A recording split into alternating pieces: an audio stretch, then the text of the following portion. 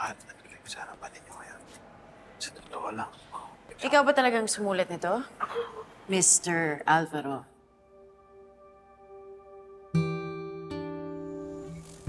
Pakiramdam ko, nung bata ako, buhay.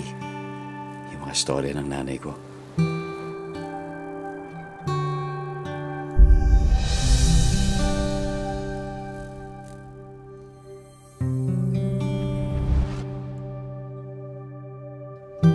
Hanggang sa dulo ng mundo.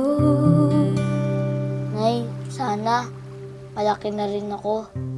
Parang yung ibang bata, baka paging matapang na rin ako. Hanggang maubos ang puso.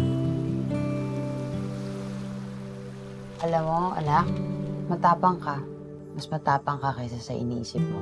Hanggang gumulong ang luha.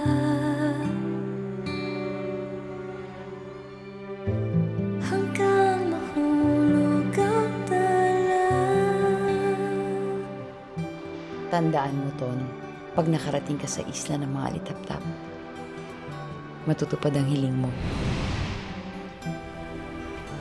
Pwede ko bang i-wish na maging matapang na ako? Hinanap ko yung isla. Bastan mo aking mata, di mo ba nakikita? Ako Ang ganda! lipat at nag-aalala pa. Gusto mo ba? Gusto mo ba? Ton, sigurado ka ba may ganyan talagang isla? Walang ganun. Anton!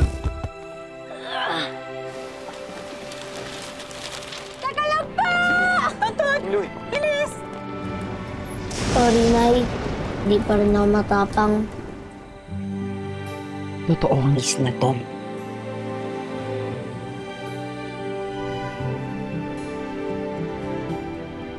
Mahanap natin, Nay. Oo naman, tayong dalawa pa ba?